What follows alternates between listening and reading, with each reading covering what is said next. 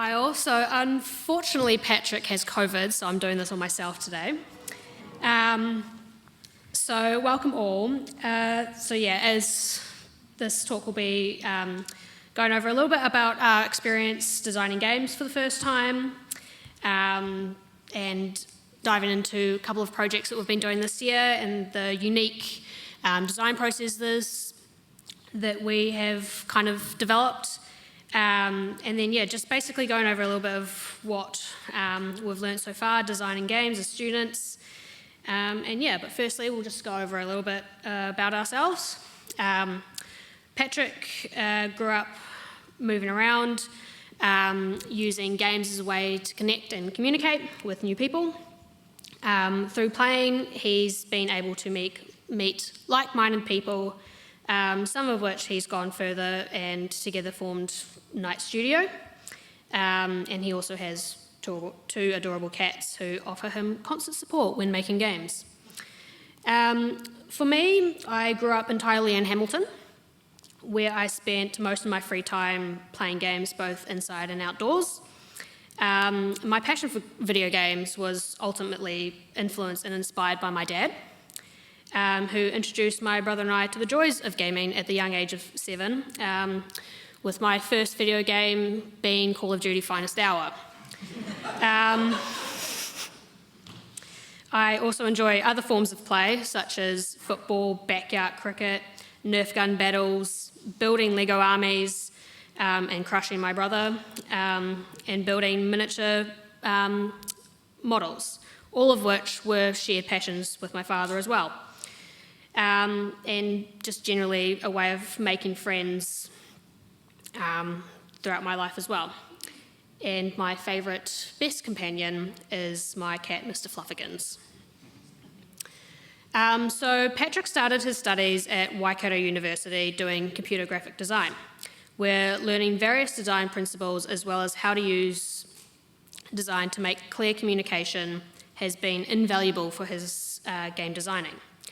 While he was there, he lived in the uni halls and he was lucky enough to meet many others who enjoyed games and helped him learn loads more, including how to completely change them to accommodate larger groups.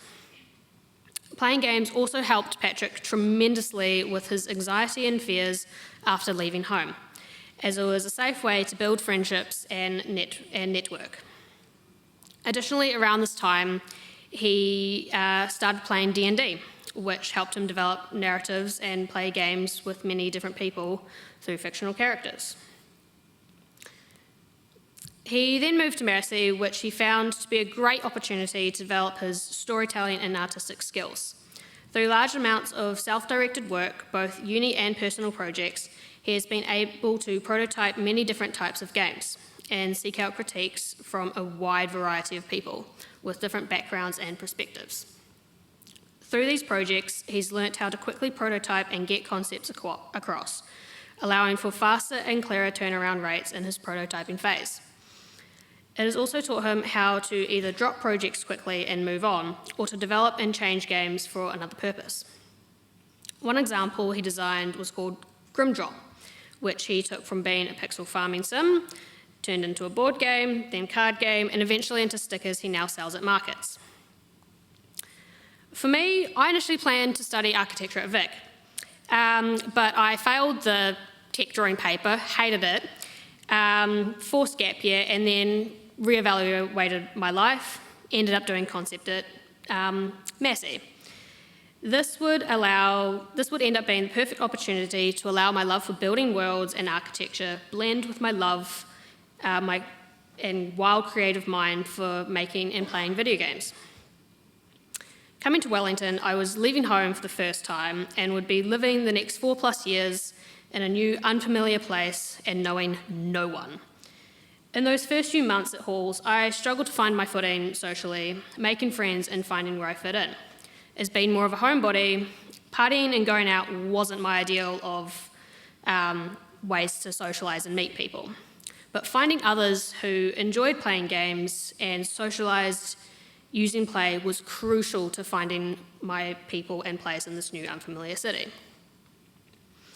In addition to using games and play as a way to meet new people and socialise, Being a student and constantly surrounded by other creative minds and like-minded individuals was a huge factor in fostering my own creativity and developing my creative ideas and skills.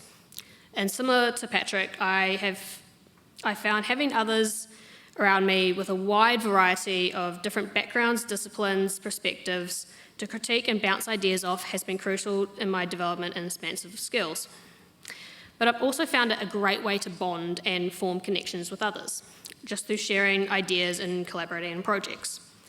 Some of my favourite memories as a student include coming to class and seeing everyone's crazy awesome projects and getting super excited and inspired by them, or coming home to my also crazy creative flatmates and getting roped into spontaneous photo shoots involving me getting pelted with flour for an hour. And then just sitting around playing video games while eating dinner together.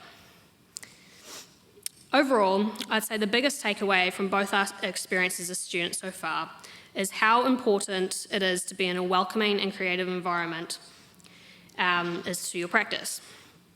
Surrounding yourself with other like-minded creative people and creating an environment where you can inspire and learn from each other will also inevitably open you up to a lifelong friendships and connections.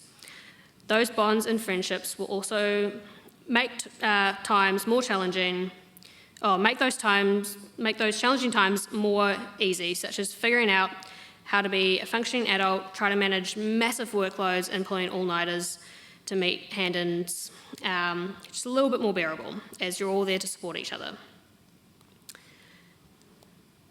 Now, to introduce our current game projects, which we are designing for our final fourth-year project, Patrick's co-op card game, Ramshackle Shops, and my survival adventure game, The Forgotten Valley. Starting with Ramshackle Shops, it is a co-op competitive card game with deception and negotiation elements. It uses goblins and psychology in a post-fantasy setting to explore themes of community, conflict, and struggling businesses post-pandemic. For Patrick's project, he looked at how mythical creatures enable a greater sense of expression and identity for countless reasons, and Ramshackle Shops uses this as a lens to explore contemporary struggles and social discourse. He chose to use goblins for this project as they allow a freer approach to the mechanics and themes found in games. Goblins are commonly seen as working well together, squabbling, and expressing themselves loudly, which are all ideal for his themes. The core premise to the game he's developing as a response to this is small goblin businesses struggling to survive due to corporate threats or backstabbing among their parties, and is meant to symbolise the importance of cooperation in a modern society. Each turn, players must pay rent to stay in the game and have the ability to backstab to get ahead, but too much backstabbing results in negative outcomes for all but the richest player. Due to the serious topics being discussed, whimsical artwork and the cartoonifying of elements were used to allow for a more appropriate visual to the heavy themes. Things such as puns and all the items were included to allow for a pleasant, fun experience during stressful gameplay. Before getting stuck into designing the visuals of the game, a lot of research had to be done first. Patrick explored 3 key theoretical frameworks that analysed his theme and would influence the mechanics and aesthetics. Firstly, empathy. Exploring how empathy can evolve players and make attachments to the characters was ideal, as the aim was to make players feel the struggles their goblins were going through. Various rabbit holes were explored, such as human psychology, lost theory, storytelling, and narrative with player involvement to make them feel responsible for their choices, and as a result, what happens to their goblins. But through this, he also explored how the game could function as a tool for communication about modern-day struggles and the need for cooperation. Next is game theory. Through this, he explored player types and how we might implement past psychological human games. He discovered the Bartel 4 player types: Killer, Achiever, Explorer, and Socializer. and so for his game, made sure that it had a little something for each player to connect with and enjoy within the gameplay. The main theory he investigated was the idea of the prisoner dilemma, and how if both parties cooperated, they can both succeed, but the interesting twist is the ability to backstab to get ahead. The dilemma allowed Patrick to use it as a framework for a game that can be competitive and cooperative, with the use of villain characters as an antagonist in the gameplay. And lastly, escapism. The last framework Patrick explored was escapism and how to strengthen the player's connections with the game world. The magic circle is a term used to describe when players leave the rules of the world behind and become involved in the game. He tried to capitalise on this through the use of flow state. Flow state is a psychological mental state where players become involved in what they're doing, often losing track of time and blocking everything else around them. This commonly occurs in tasks where there is minimal mental downtime and requires attention and calculating without being too difficult. For this game, the target audience is young professionals as well as people starting up in companies. This demographic already holds an emotional attachment to the story of the characters, investing them in a parallel to many of their stressful positions as they begin entering the workplace in these challenging times. The game intends to parallel the real world, but uses the setting of post-fantasy to make it more relatable, yet fictional enough to allow players to explore these themes in a safe environment. Also, due to this being a diplomacy deception game, the players can set the difficulty level through meta-communications. Moving on to my project, The Forgotten Valley is an adventure survival game that follows the protagonist Danny and her 3 flatmates who have been forced to flee the city due to an apocalypse-level event into the wild unknown. On their journey to safety on the other side of the forest, they stumble upon an abandoned mining town, and they decide to scrap getting across the forest and set up home in this new town and try to rebuild it to make it a livable home. So the main goal for the players is to work together with their 3 companions to rebuild and revitalise the mining town using only found and natural materials. For this project, I wanted to look at how game design can immerse and reconnect a digitally reliant queer audience to their real-world environment through interactive play and storytelling.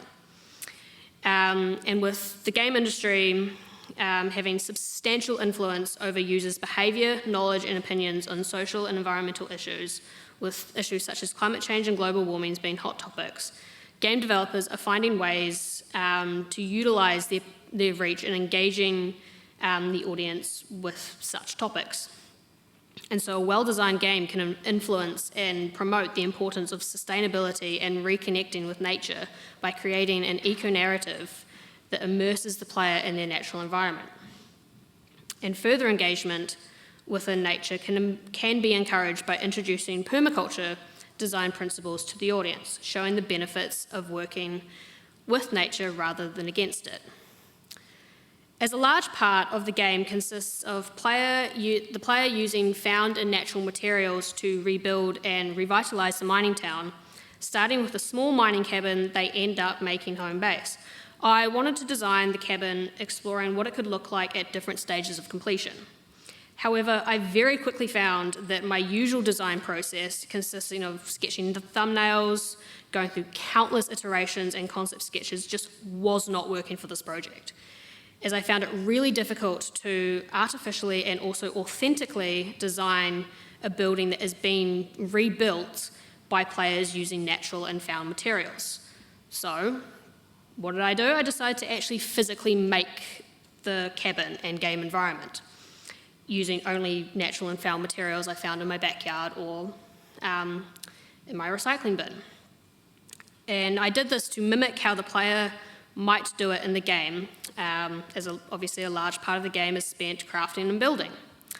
starting with creating a base model of the cabin in its most run-down, abandoned state, as this is how the player would first come across it, and then using the base model, slowly adding to it and rebuilding it into a livable home that the player would end up with at the end of the game. This was also super insightful, and it allowed me to basically map out how the player would eventually move around the space, and what little bits would be where. This method also tied into one of the main concepts and theoretical framing for Forgotten Valley, being nature play, as a really important core part of this game, as this method forced me to go outside and engage with nature to find materials and resources, and then find ways to use those materials to build my cabin, mimicking what the player in the game would be doing. The other major concept and theoretical framing for my game is permaculture, which can be described as a design approach which basically uses the philosophy of working with nature rather than against it. And it focuses on observing and imitating how nature systems and ecosystems work to then implement into our everyday practices such as land management, settlement, planning, rewilding, community resilience, etc. Using physical modelling, I've been able to physically explore how a player might best lay out their cabin surrounding environment. And using permaculture thinking, exploring the best configuration for the outdoor garden space. As another large part of the game will be foraging and farming, your own crops, and how the player designs and lays out the space will have positive and negative results. For example, the player may decide to plant all their crops in separate, spread out containers, rather than planting them together. This would mean further time spent walking to each container to harvest, instead of everything being easily accessible in one spot. And also crops will do better together, as the lack of biodiversity in the separate containers will impact the crop's quality. And then obviously it's a digital game, so then taking it into translating them into digital assets. I've also taken a lot of real-world inspiration for the narrative of this game, as a lot of the narrative elements and character designs for the game stems from my own flatmates and our relationship dynamics and skill sets, with the game's narrative basically telling the story of what would happen if the four of us were suddenly forced to go live in the wild. I don't think we would do very well, but that is the point. You are learning, you're started with a base set, you have no idea what you're doing, and you through trial and error, you learn how to live off the land and how to better engage and reconnect with nature. And I also wanted to make this a game that weaves real-world survival knowledge and permaculture design thinking into a fun and engaging story, much like Assassin's Creed does with their history, into a fun thing. You don't really notice it, but you still learn something along the way while you kill all your enemies. There's also the inclusion of Danny's journal, where the player will find everything they need, from daily tasks, crafting recipes, maps, live journal entries where you can follow the player's story and thoughts, and an archive of all the different plants and materials you have found. It'll also be where you can monitor your relationship status with the others in the group, as keeping both physical and mental health of the group high will be critical to your survival and success in your game. Much like if any of you play Don't Starve, there's the sanity level. That will be player-heavy theme in the game. Going on to what we've learned from these experiences. For Patrick, he found making loads of fast and sketchy prototypes is the way to go. And don't get too attached to an idea, but file them away for later to inspire future ideas. Reusing artwork if you feel the compulsive urge to make final art at the beginning, which you shouldn't really do. Finding a way to reuse the work can be a good solution. For example, some of his work has either ended up on his portfolio or as cute stickers he can sell. Getting others to play your games with minimal instructions is essential, and listening and learning from others in the community is key. In saying that, don't take all the feedback that can lead quickly to you spiralling. And most importantly, chase the fun. The most important thing you can do is find what is fun about your game and chase that. Sometimes when you're a few months into a project, you may also struggle to tell if a game is actually fun, so finding impartial people to test out your prototypes and give honest feedback is super important to developing your game and getting honest feedback on how fun your game actually is. And for me, the biggest thing I've learned through this project and study as a whole is that there's no one right way to design games or to design in general. And that it is important to experiment and have fun trying new and unique design methods to find what works for you.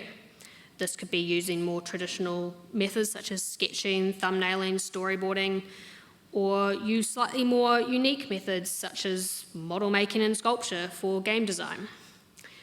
I also learnt that what might work for one thing may not work for another. As mentioned earlier, for my project this year, I initially started designing using more familiar traditional design methods, which for the nature of this project just did not work. So I tried something different, which was model making, and that worked amazingly.